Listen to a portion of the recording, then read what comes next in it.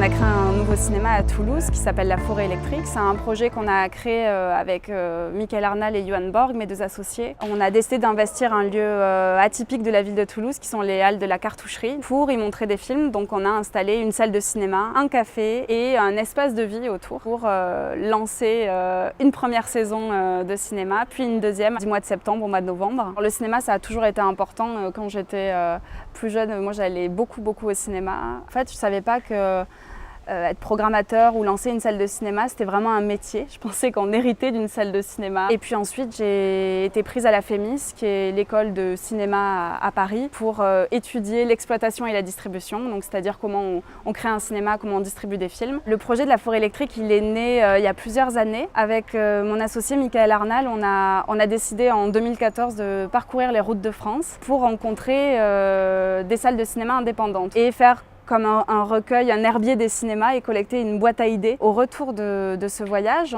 on a écrit un livre qui s'appelle « Rêver les cinémas demain ». Et puis on a décidé de partir sur les routes d'Europe pour élargir en fait l'étude à d'autres salles dans des environnements politiques, sociaux différents. On est parti pendant à peu près 6 mois dans 20 pays, explorer une autre centaine de salles. On a découvert qu'il y avait vraiment une singularité des lieux et que la salle, elle serait inventée de plein de manières.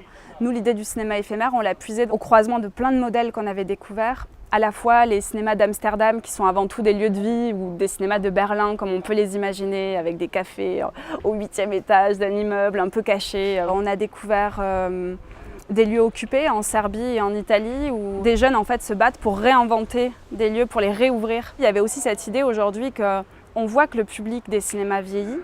On voit qu'à l'heure d'Internet, on peut voir des films partout. Et ça, c'était vraiment à l'origine de la réflexion de ce projet. C'était de se dire que dans 10 ans, ça ressemblera à quoi la salle de cinéma.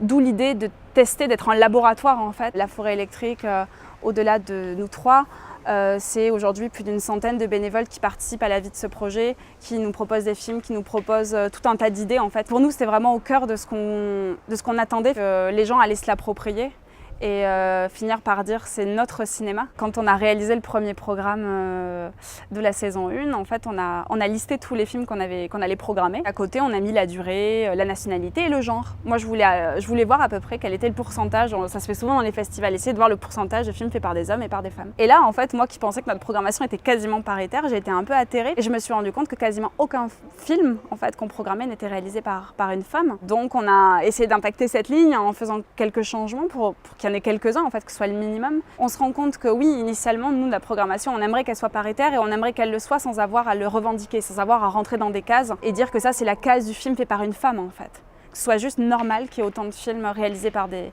hommes que par des femmes, mais en fait, c'est aussi un problème qui se situe plus en amont, qui se situe à la source, c'est-à-dire qu'il y a moins de films qui sont réalisés par des femmes. C'est comme si tous les films auxquels on pensait intuitivement étaient réalisés par des hommes et qu'évidemment ton travail de programmateur et le travail de faire le pas de plus, c'est ton travail en fait, d'aller chercher la pépite, la perle rare et faire attention à cet indicateur pour tenter de tendre vers une parité au maximum, quoi.